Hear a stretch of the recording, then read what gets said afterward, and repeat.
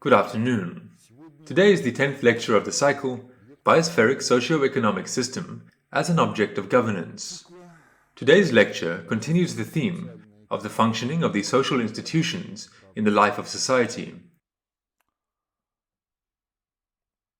We have completed the theme of the institution of the family, and now we turn to the theme, Statehood and State. Life is arranged in such a way that we live under the power of the state.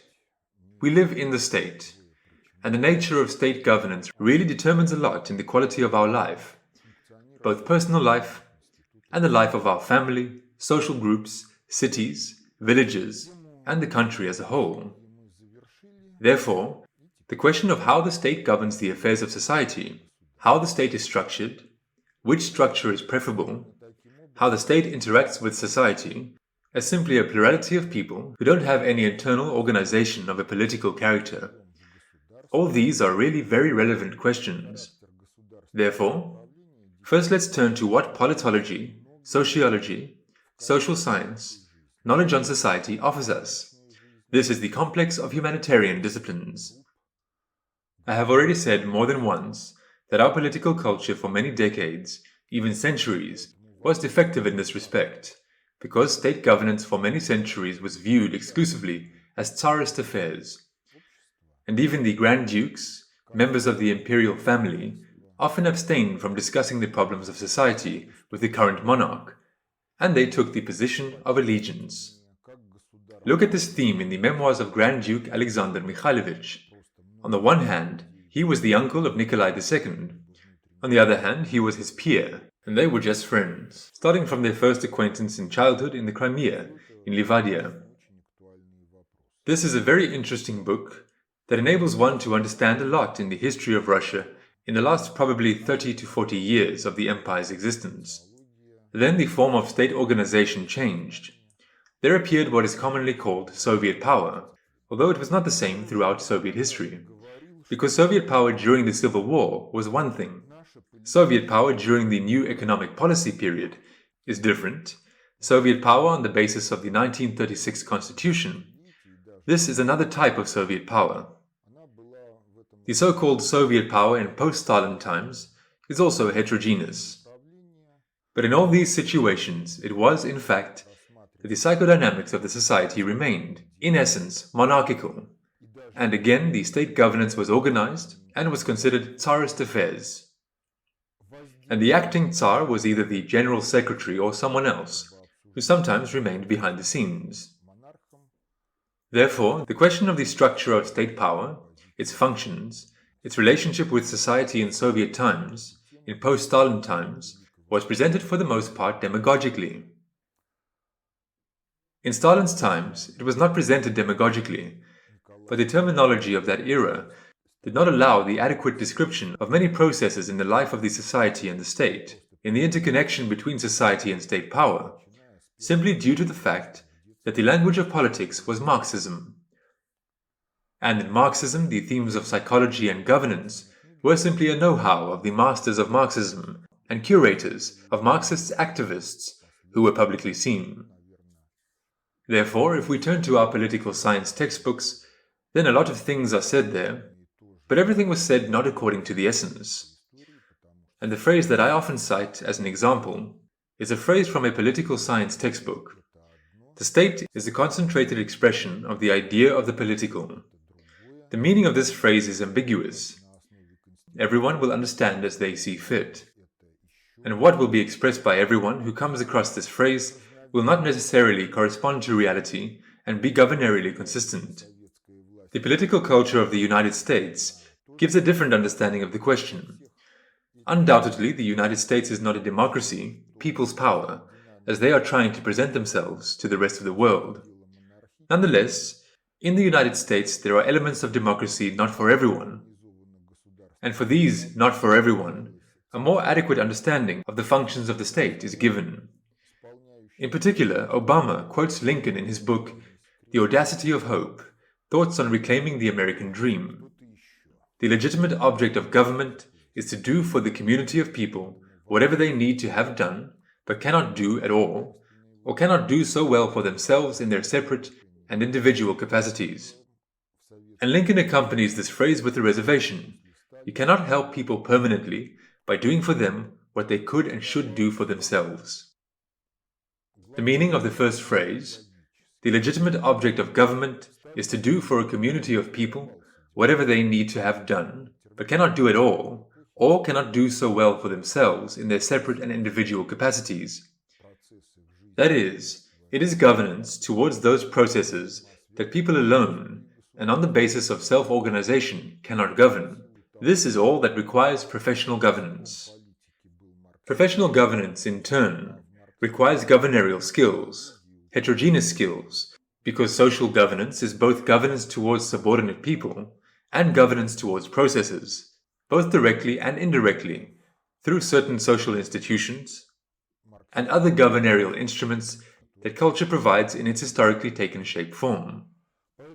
And besides, it is required to know the subject domain in which the processes of governance will be carried out. Both are not worked out in 6 months, and it's impossible to vote for a person, to appoint him by popular vote to a certain position, after which he will be an effective governor, on the grounds that he is a good guy, or she is a beautiful young lady, photogenic, speaks articulately, and is liked by the electorate. Being liked by the electorate and being a good governor are two different things. Nevertheless, there are certain social strata in the United States that can hardly look without laughing at our political science textbooks which contain the words, "The state is a concentrated expression of the idea of the political." For more than a century, and in fact, apparently since the existence of the United States, they have adhered to the views expressed by Lincoln and cited by Obama in his book. But since there is a historical development, then, firstly, the nature of what they could and should do for themselves, that is, the border, you cannot help people permanently by doing for them what they could and should do for themselves, changes as time passes by. In addition, the spectrum of what requires professional state governance, it also changes over time, both as a result of changes in the environment of external politics and as a result of the development of society itself within the state. Therefore, within the real governing elite of the USA, this theme is discussed on quite democratic principles, in the sense that allegiance as a form of social idiocy in the USA is less developed than in our country. And when in the course of these discussions, people come to detect certain problems in the development of American society, work out solutions to these problems, then further questions on the implementation of these decisions into life arise. Here, problems really arise, because different groups in the USA differently see the society of the future and of the world. And even if an adequate life decision is worked out, then in the USA, it cannot always be pushed into life. That is, implemented within a historically short and socially acceptable time frame. To put it differently, despite the fact that the politology of the USA more or less correctly defines the tasks of state power, its character of relations with society as a whole is also far from the ideal that should be imitated, orienting on which one needs to rebuild one's own culture in order to improve the quality of life of one's own society. Therefore, we will go into antiquity, and we will consider the problematics of state governance, relying on the methodology of the sufficiently general theory of governance, correlating life with it. In the meantime, here are some definitions. The state. This is a political organization of society, ensuring its unity and integrity, exercising through the state mechanism governance towards the affairs of society, the sovereign public power, giving law a generally binding value, guaranteeing the rights, freedoms of citizens, law and order.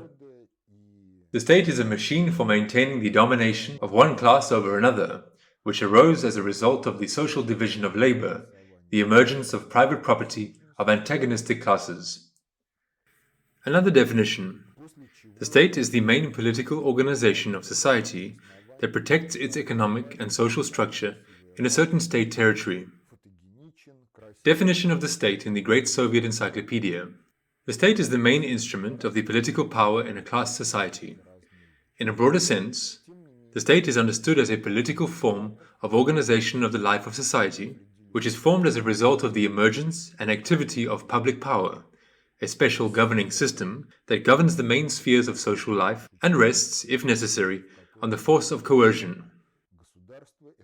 Since the state is built on a territorial basis, this term is sometimes inaccurately used as a synonym for the concept of country. There are various types of states: slaveholding, feudal, bourgeois, socialist, various forms of organization of the state, monarchy, absolute and constitutional, republic, parliamentary and presidential, Soviet republic, unitary state and union state, federation. Further, the main characteristic features of the state: 1.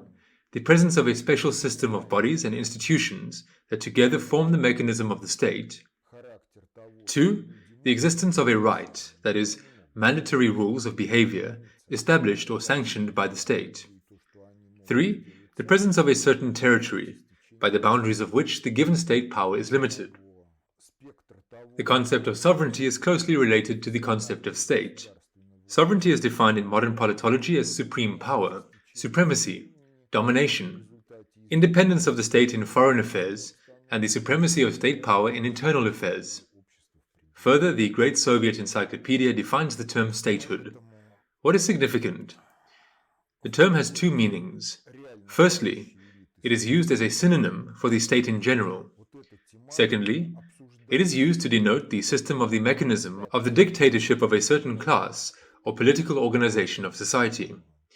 In this meaning, the term state is used in the program of the CPSU party. Further, the question arises: if the term was used correctly, then why did the CPSU lose power, if it relied on the most advanced science? For all these definitions of state, statehood, the following is characteristic. They are isolated from any conceptual apparatus of any kind of theory of governance. Therefore, everything related to the formal side of the matter, yes, in general, it is correct.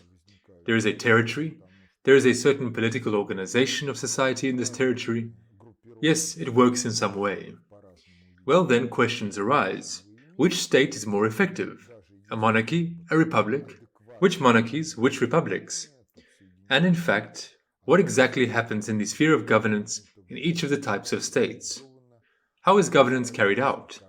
What vices of governance are characteristic of certain types of states? How do states interact with society?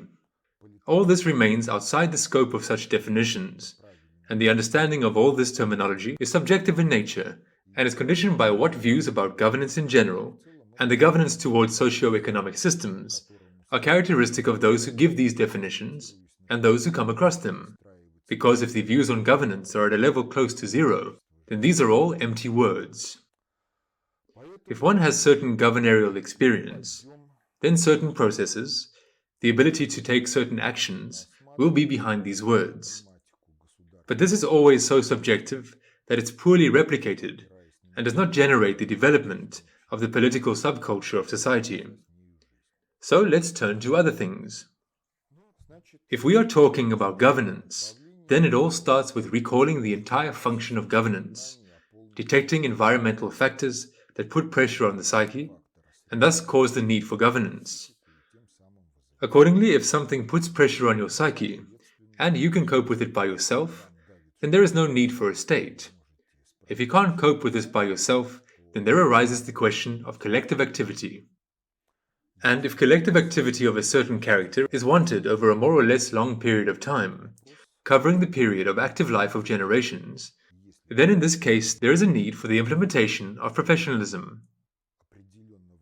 Further, there arises the question about the length, about the size of the sphere of governance. If the sphere of governance is such that it can fit into the sphere of personal communication of people, by its nature it is sufficiently unchangeable in order for governance to flow on the basis of personal memory and oral instructions, and on the basis of self-evidences. Then there is no need for a state either. But if the sphere of governance is large, and does not fit into the limits where governance can be carried out on the basis of personal communication, on the basis of memory of people, then there is a need for a state. Moreover, please note that the need for a state precisely in this quality is not conditioned by the presence of classes in society.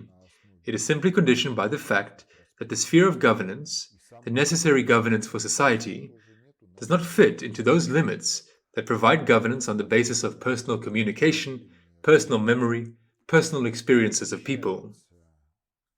And then there arises a need for documenting governance. Since on the basis of documentation, it is possible for different people to access the same information at different times, including in those cases when the primary carriers of certain information have already passed away, but their opinion on certain issues is expressed in these or those texts. And these texts contain a description of these or those problems of the life of society. Therefore, the question of the emergence of the state is in no way connected with the emergence of a class society. Although historically one accompanied the other, it just coincided.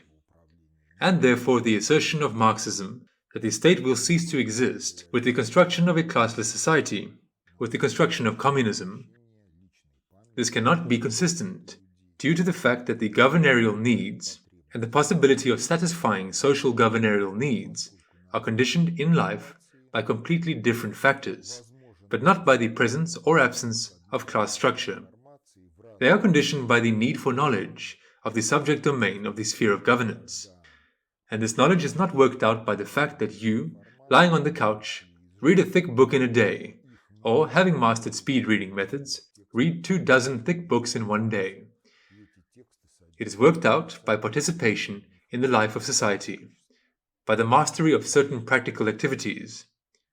It takes time, much more time than to master the conceptual apparatus of the sufficiently general theory of governance. And while society is interested in some governorial issues being resolved on a professional basis, this is the first stage of the entire function of governance. It will stimulate that governance on a professional basis will be carried out and ultimately expressed in what can be called statehood. Statehood is a subculture of society, which carries all the functions of governance towards the affairs of society as a whole, and in localities, which is carried out on a professional basis. If we approach the question on the state and statehood from the standpoint of the sufficiently general theory of governance, then statehood is a subculture of governance on a professional basis towards the affairs of society in the center and in the localities existing in the continuity of generations, since the need for this is reproduced all the time by society itself. And further on, if you move along the stages of the entire function of governance, that is, setting of objectives in relation to the detected factor, there is a working out of the conception for achieving the set objectives on the basis of a multivariate prognostics of the flow of events. There is a stage of implementing the conception into life, that is, organizing governance in accordance with the conception. Further, monitoring of the flow of the process of governance, correcting the conception of current governance.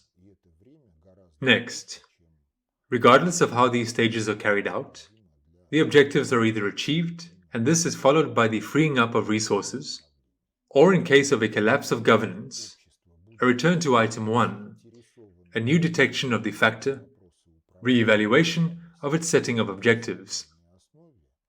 Further on, the same thing repeats, but along with this there can be stable objectives that are reproduced in this or that rhythmics in the life of society, and accordingly, the achievement of objectives and the freeing up of resources means only that the resources have to be ready for the repeated action to achieve analogous objectives next time. And according to this approach, the sovereignty of the state is the ability of the state to carry out the entire function of governance in relation to its society. Now let's look at the next figure. This is one of the pictures illustrating the sufficiently general theory of governance. The surrounding environment in relation to society is the natural environment and other states with which the society interacts, but under whose power it does not live. The system of governance in relation to the problematics we are considering is statehood. The object of governance is a society living in a certain territory and the processes flowing within the jurisdiction of the statehood, that is within the territory, water area, airspace, subsoil riches, that which is in the power of this statehood. And so it turns out that the state, if you look at it from the standpoint of the sufficiently general theory of governance, is statehood, in the earlier defined sense, and a society under the power of this statehood, reproducing this statehood in a certain way, living in a certain territory, and acting within certain water areas, airspace, subsoil riches, in the power of this statehood. In other words, statehood and state, from the standpoint of the sufficiently general theory of governance, are not synonyms. Society and the processes that take place within the jurisdiction of the state are the object of governance. The object of governance interacts with the external environment. The external environment is the natural environment within the jurisdiction of the state, as well as the external political environment. Feed-forward lines are the governing impact that is exerted on both the object of governance and the external environment. That is, in relation to the external environment, some governance also flows, but indirect governance. And the external environment differs from the object of governance by the fact that in relation to the external environment, actually, there are no special objectives. It is perceived as a given with which an enclosed system interacts. And there are feedback lines on the basis of which the self-governance of the system of governance is built. Further, the schemes of governance are a program scheme, in which there are no feedback lines, a program adaptive scheme, both feed-forward and feedback lines are active, but the algorithmics on the basis of which a governing impact is worked out is unchanging, and the predictor-corrector, in which governance is based on prognosis. And in the case of the presence of a developed intellect in the system of governance, the algorithmics for the working out of governorial decisions also changes. Therefore, when we talk about statehood, about state, we must correlate those aforementioned definitions with this picture. Or we should completely forget about those definitions, and, on the basis of the terminology of the sufficiently general theory of governance, the matrix for setting and solving governorial tasks that the sufficiently general theory of governance offers, correlate a state structure with this picture, with functions of governance, with the entire function of governance, and then we will be able to see which stages of the entire function of governance fall out, where professionalism is absent, where there is no scientific methodological support, solutions to certain governorial tasks, and accordingly, correlating the entire function of governance with this picture, correlating both of them with life, we can talk about the conformity of statehood to society as an object of governance, about the effectiveness of the built architecture of state power, about its conformity to the entire function, or non-conformity in certain stages. Well, if we are illiterate, if we have not mastered the conceptual apparatus of the sufficiently general theory of governance, then all that is left is demagogy on the theme. The state is a concentrated expression of the idea of the political. And this demagogic definition can in no way be applied to life in such a way which is acceptable to all people of society, since everyone has his own understanding and his own non-understanding in the conditions of total historical illiteracy, total governorial illiteracy. Now let's look at the picture. This is the coat of arms of ancient Egypt during the time of the Pharaohs. Nonetheless, despite the fact that many centuries have passed since this statehood ceased to exist, this symbol is present in the decor of houses of St. Petersburg, on the Petrogradskaya side, on Vasilyevsky Island. What is here? There is a sphere, there are two snakes, there are wings. Any symbolism means something allegorically. In this sense, if you try to see what is behind the symbolism, then the sphere is the globe. The two snakes symbolize a certain wisdom that governs certain processes. The two wings carry this whole system somewhere into the historical distance. Is this reading of the coat of arms appropriate or not? Let's take a look at another picture. If we turn to what historians write about Egypt, it turns out like this. There are two teams of the highest Jretsud, 10 in the north, 10 in the south, each of which is headed by an 11th person. In other words, the two teams of the highest Jretsud in the coat of arms of Egypt are represented by two snakes. They carry wisdom, the functions of Jret's power, detecting problems in the life of society, prognostics, working out decisions and solutions. In fact, this means that each of the teams of the highest Jretsud is what is called in the theory of governance a predictor, and accordingly, Egypt was governed according to the predictor-corrector scheme. Moreover, in the structure of power, in the structure of Egyptian statehood, there were two predictors. And this order was maintained for a long time, because the written history of Egypt is more than the history of Russia after baptism, if we correlate with the current version of history, according to which the baptism of Rus was over 1,000 years ago. Why were there two predictors? Because two predictors working independently are more reliable than one predictor, because one can be mistaken. If the first is mistaken, then the second is unlikely to make the same mistake that the first has made. That is, the coincidence of mistakes can only be the result of some systemic failures, systemic mistakes in the organization of the activity of the first and second predictors. But in other cases, if the first is mistaken, then the second most likely is not mistaken in these questions.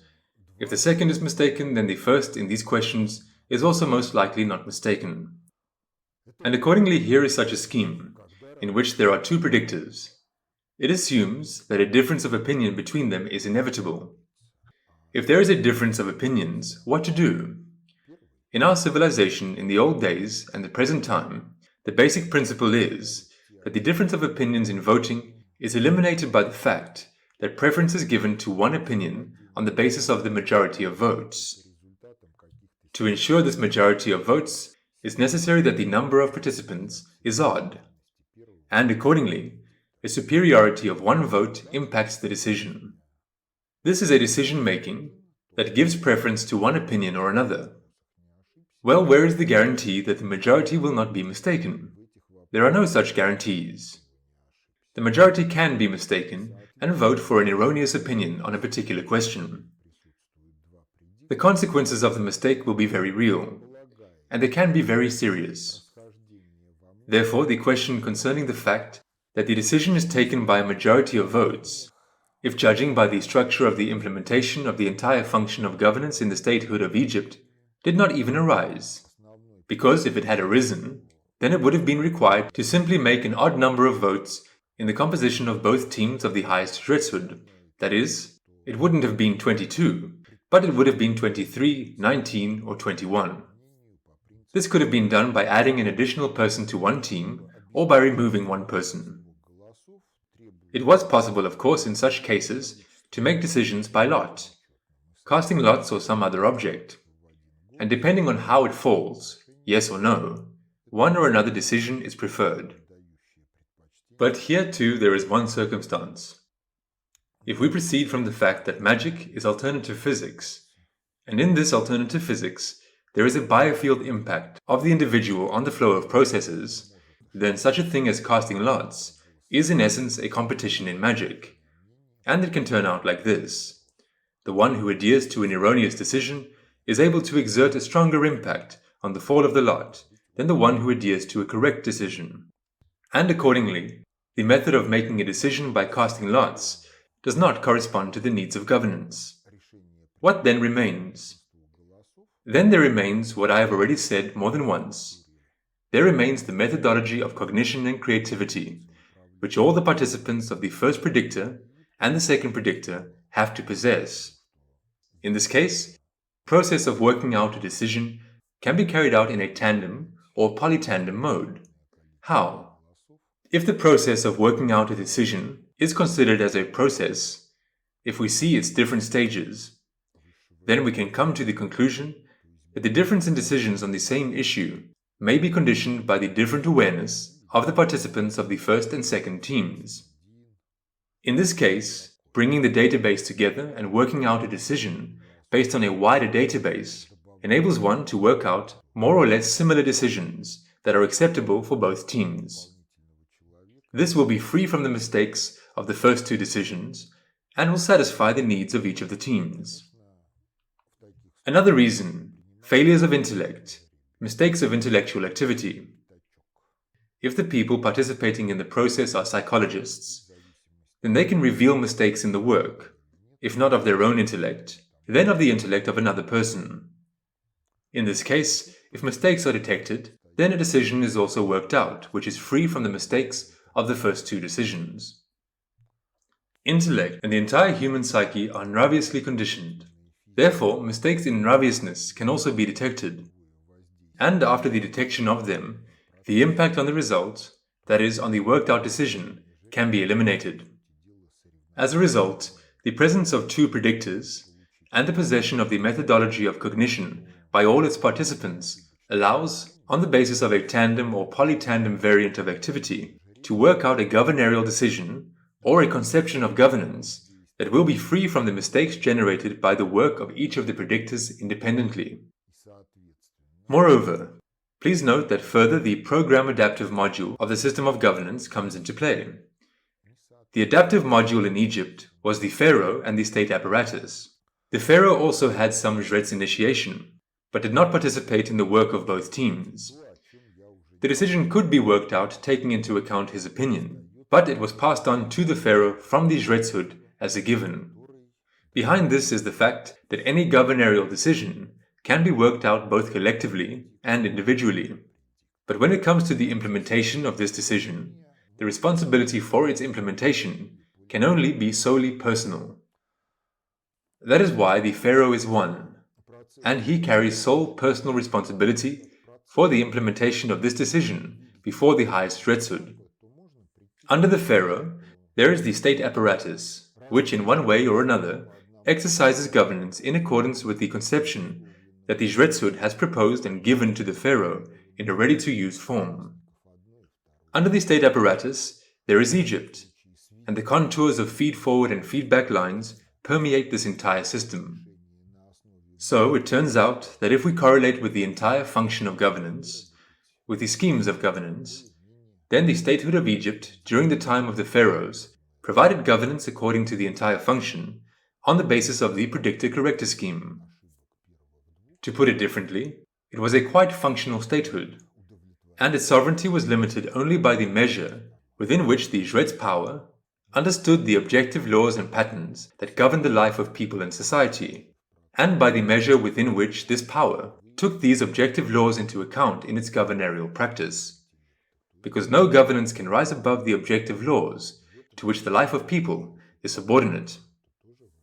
And among the objective laws, there are religious NOOSPHERIC objective laws, Nravious ethical in their character, which regulate the interrelationship between the carriers of reason in general, and in particular, the interrelationship of every one of the people of each of the societies with God, the Creator and Almighty. Egypt was governed like this. Well, now let's look at this picture. It has also been shown several times. The colors show what made an impact in the past, what happens in the present. This is a version of another picture, this one in which there is a society as an object of governance, and state power is in a square, since under the impact of state power, there is society, historically formed culture, school, all spheres of artistic creativity, the mass media, no matter how they are presented, communication between people that is governed by the ethics supported by the state and the psychological types of people who are formed by the culture. Apparently the Hierophants were the first to understand this very scheme of interaction and began to build global politics on the basis of it.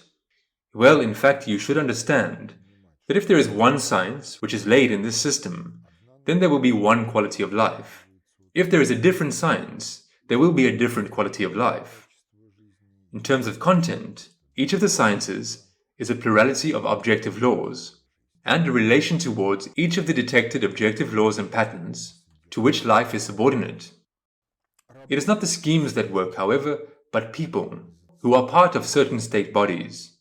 And this picture is present in fact in many business schools. That is, there is a hierarchy of the company, and it works. But it works somewhat differently than prescribed by the organizational staff schedule and the set of employee duties. Why? Because in addition to all this, there are also some unformalized, non-prescribed by structures, personal relationships of people who fill this structure. And these personal relationships of people turn out to be more important in a number of cases than those prescribed by the organizational staff structure. Moreover, in modern times, this picture affects only the sphere of business. It refers to it. But in reality, this picture is typical for any association of people in which structural governance is in some way combined with structureless governance and governance on the basis of virtual structures. But the psychology of society is such that as soon as we transfer this picture and the processes behind it into the sphere of politics, into the sphere of state governance, the question arises about a partner who actually makes all decisions. And in this picture, the partner is outside the structure, but he interacts only with the first person of the structure. And in reality, it can turn out that the partner, or team of partners, who is outside the structure has his own internal network within the structure, and this network interacts with the structure.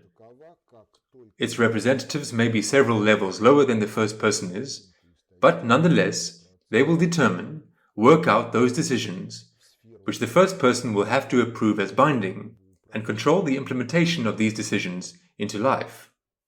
These people will decide what to report, and in what form to report to the first person, and what should be hushed up or not presented as inherently inaccurate information, that is, lie, mislead the first person. But when we begin to interpret the scheme in relation to the organization of state power, and there arises the question on partners who actually make all the decisions, and their periphery within the framework of this very structure of state power, then the psychology of society is such that there begin screams and streams of snot on the theme that conspiracy theories are for psychopaths, that everything is not actually like this, everything is completely different, and all this does not have anything to do with real politics. But in fact, we are simply dealing with an artificially formed prejudice, which is intended to hide the real power of the so-called partners who are outside of the structure, but nonetheless, whose periphery within the structure exerts a real impact on the working out of governorial decisions and implementation of them into life.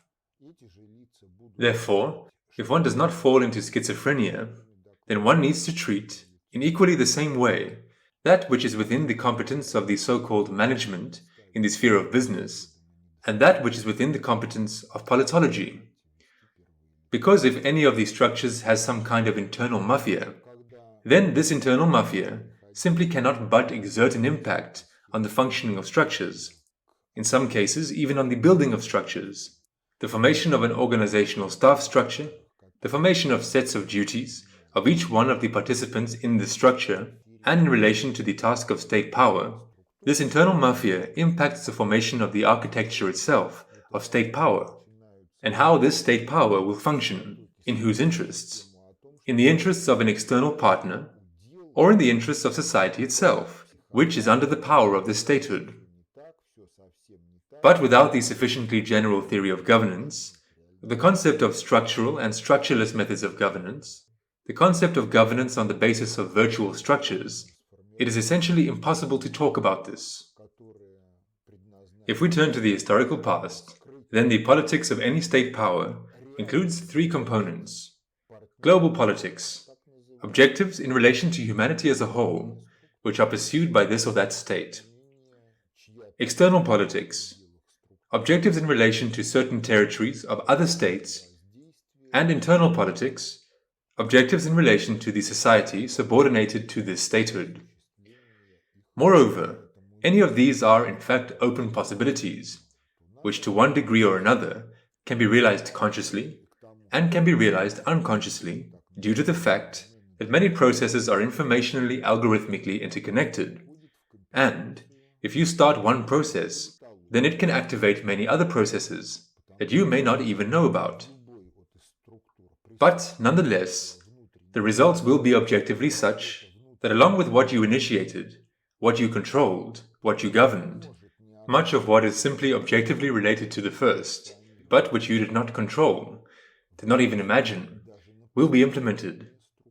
And this may be a laborious addition to what you are doing, but it may also be a result that will completely devalue what you are doing, or there may be processes that will lead you to your destruction. Therefore, the question of what is behind state power, behind this picture, how the entire function of governance is implemented, is a special theme. Now let's look at the types of statehood that history knows. This, in general, has happened nowhere since the days of Egypt. But what happened? There were so-called absolute monarchies, the pharaoh, tsar, king, sultan, who himself decides what and how to do, and the state apparatus from which only one thing is required: allegiance. Activity in the mode of we listen, that is, we understand, and we obey what is said by the pharaoh, king, tsar, sultan. The entire block, which in Egypt was represented by two predictors and a tandem principle, disappeared somewhere in this scheme. Here, two questions arise. Did it really disappear from life? Or is it simply not reflected in the structures of state power?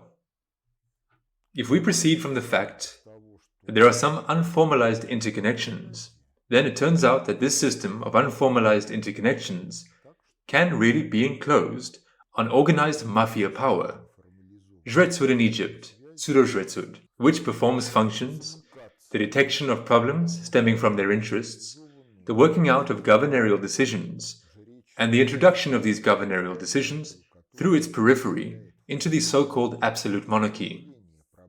To put it differently, the absolute power of the Tsar, king, pharaoh, sultan is an illusion, since he acts within the measure of his understanding, and his measure of understanding is formed by his education, his upbringing, and if there is a mafia that penetrates state power, which is subordinate to the pseudo-Jret's power, then it will make sure that the head of state is, on the one hand, authoritative in one way or another in the eyes of his subjects, and on the other hand, that the level of his world understanding enables them to manipulate him as they, this mafia, sees fit.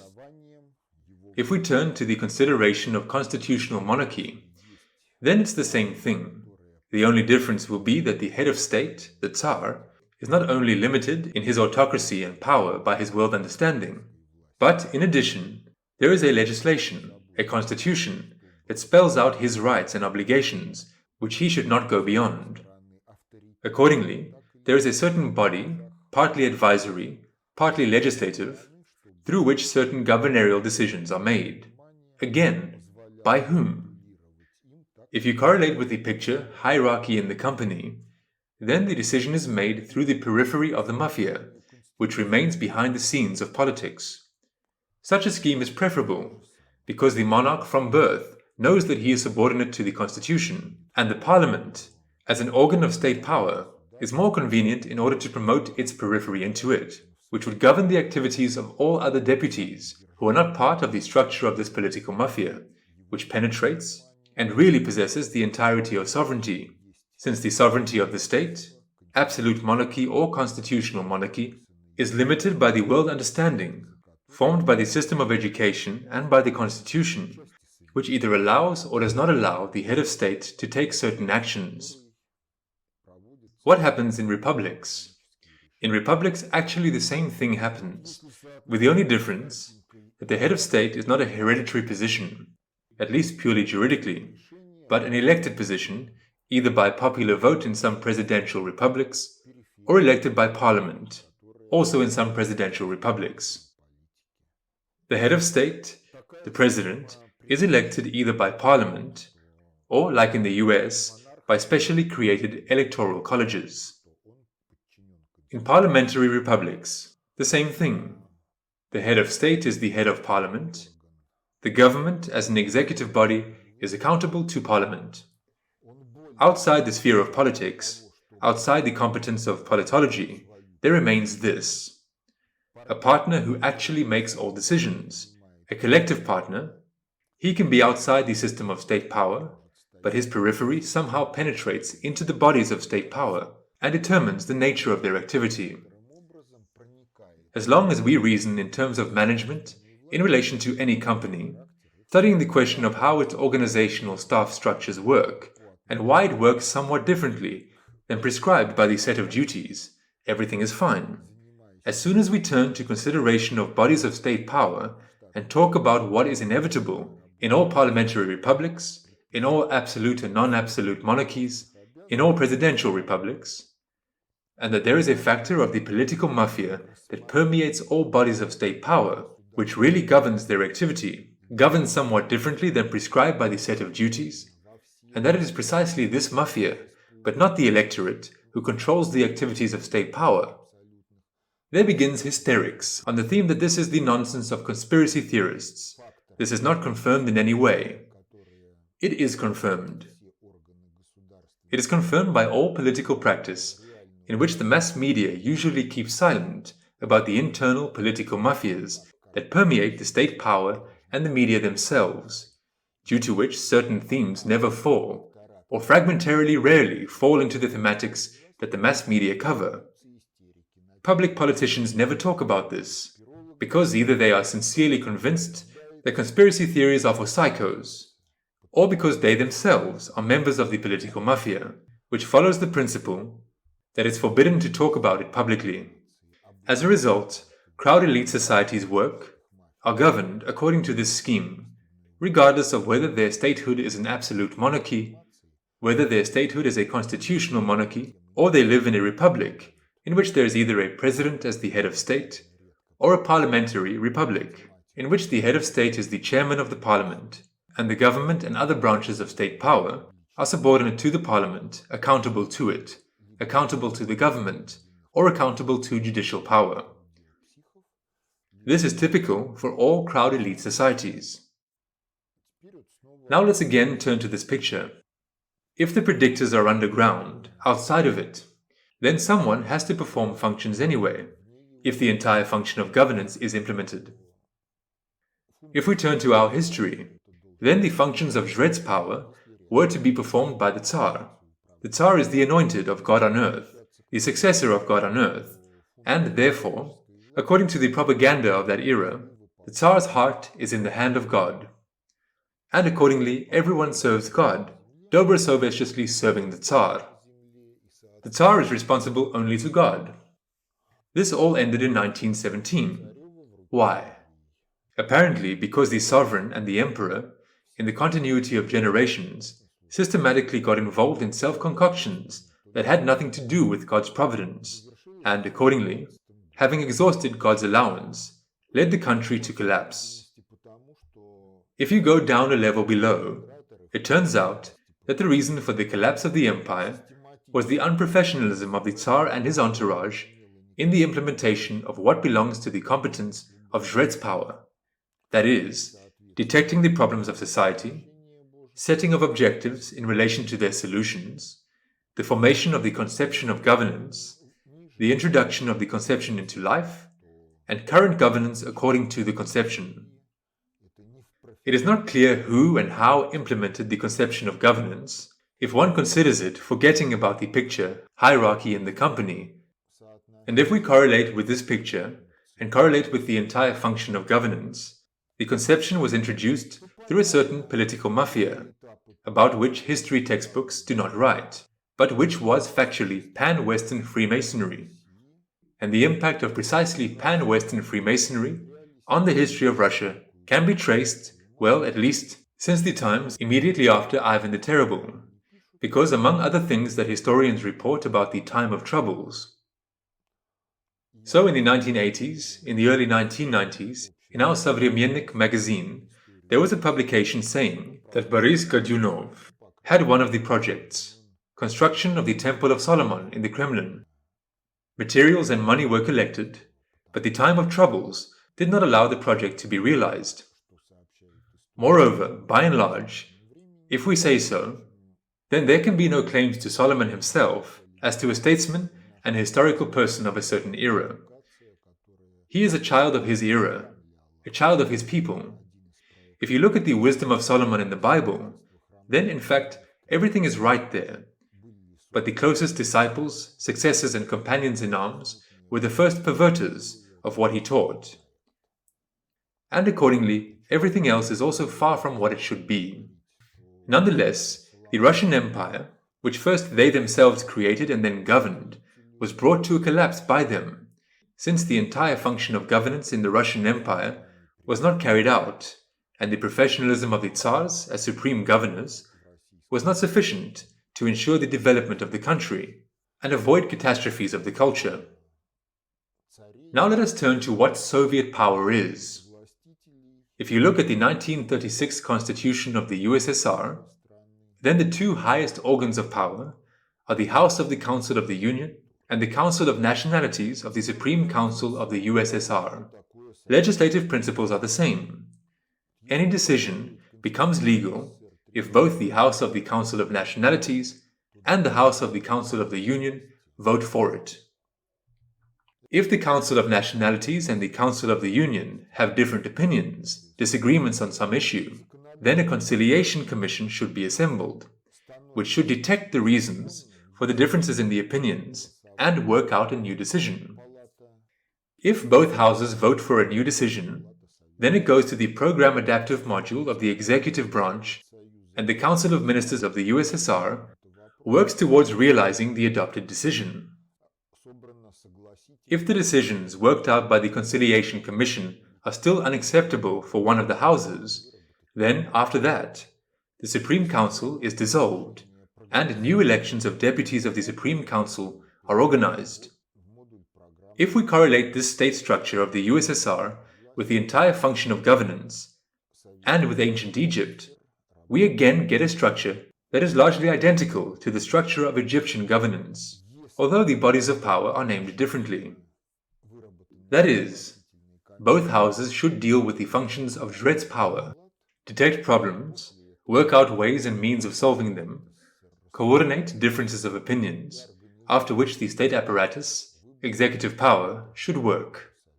To put it another way, if we correlate the USSR Constitution of 1936 with the entire function of governance, then this is again the second one after ancient Egypt in the history of state structures which was able to carry the entire function of governance and exercise sovereignty precisely as the ability of the state to be governed according to the entire function. And in this sense, the 1936 Constitution of the USSR sets a more perfect state structure than the constitutions of constitutional monarchies, parliamentary and presidential republics. But again, it is not the organizational staff structures, not the constitutions as a set of duties in the most general form of certain state bodies and their leaders that work, but it's real people that work. And real people, again, it is like this. Real people, having found themselves in bodies of state power, have to conform to the functions entrusted to them in these bodies of state power.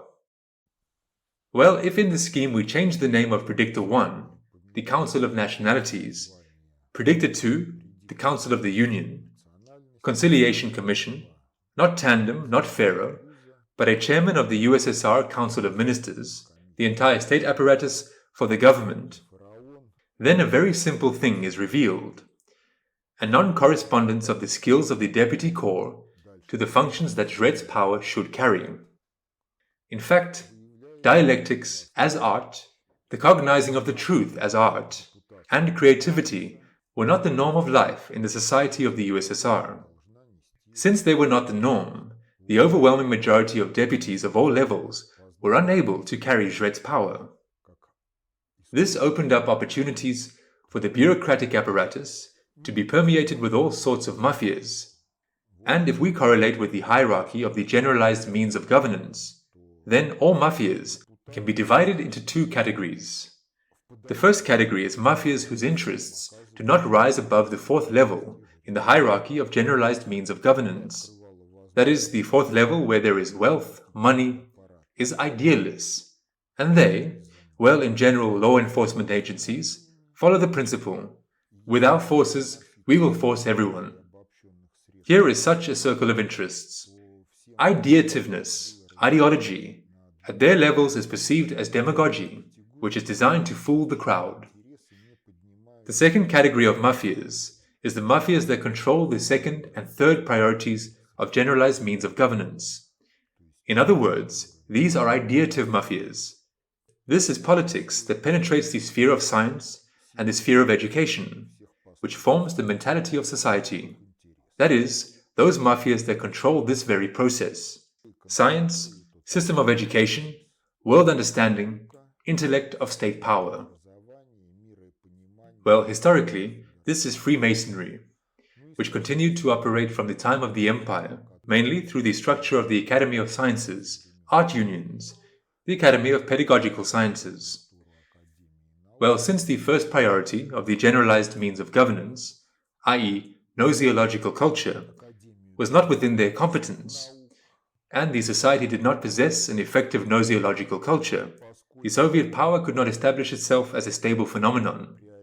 Although indeed the constitution of the USSR of 1936 is more democratic, and the state organization envisaged by it is capable of carrying the entire function of governance on one condition: knowledge and skills necessary for the implementation of the entire function of governance in relation to society are known to society, and through the system of education and the mass media are accessible for everyone to master. In this case, what is called subordinist inevitably forms in society. Subordinist is when everyone acts as he wants, but he wants in accordance with his sovest, as a result of which his free actions do not violate the free actions of other members of society, but supplement them. In fact, subordinist in terms of a crowd elite culture is also a mafia, but a mafia which encompasses all 6 levels of the hierarchy of the generalized means of governance, starting from methodology of cognition and creativity, and ending with the means of forces of impacting those opponents who do not want to live according to the conditions of subordinist and are adherents of this or that crowd elitism. So, dobro, if we correlate with the concept of subordinist, should be not only with fists, powerful fists, it should also be intelligent. This is the first priority, and competent. These are the second and third priorities. Then it's able to organize the 4th, 5th, and 6th priorities of the generalized means as needed. Therefore, the problems of Russia, the problems of all humanity, are not a struggle against the so-called Judo-Masonic conspiracy, about which, in essence, the fighters against it have no adequate idea, due to governorial illiteracy and enslavement to ideologies planted in them by the masters of this very conspiracy, but this building of subordinist, in which personal culture, knowledge and creativity are effective among all adult citizens, by virtue of which they can decide what is interesting to them, work in bodies of state power, or act in some other spheres of activity, in science, industry, agriculture, in the sphere of arts, in the upbringing of children. This is not a fundamental question in this case, if society is homogeneous in Ravi's ethical terms, and if the methodology of cognition and creativity is accessible for everyone to master. And then the question arises, what state structure is necessary in this case? In this case, what is called Soviet power is necessary, but the basis of which is not one or another constitution or variations of the 1936 constitution, but the basis of which is the psychodynamics of society, which expresses a certain organization of the personal psyche of all, that is, the human type of psyche structure. This is a norm from the beginning of adolescence to the end of one's days. This is a creative potential, which is realized in life according to one's discretion, under the power of the dictatorship of sovest, thanks to the fact that the system of education and upbringing in the family ensures the mastery of cognitive creative potential and the working out of an effective personal cognitive creative culture. And if we talk about the current states, even about the Russian state, foreign states, none of them is structured in such a way as to carry the entire function of governance. Due to this circumstance, none of them has sovereignty. Moreover, by strength of the crowd elite structure of the cultures of modern societies, all these states are in one form or another anti-people, since they hinder personal development. And, by hindering personal development of younger generations, thereby they hinder social development. Thus, it turns out that the development of people, the development of civilization as a whole in our time, is ensured only by the fact that there are a certain number of autocratic personalities, sovereign personalities, who understand in one form or another what I have told you, they feel it, and, based on how they feel the world and their world understanding, they act in life as they see fit. Sooner or later, these activities of as I see fit lead to the fact that a person comprehends that he must live according to his sovest. When he comprehends this, then he somehow merges into subordinist and contributes to the further spread of subordinist in society, both in his own society and outside his culturally peculiar society. That is, He contributes to the global politics and the transformation of the entire Earth.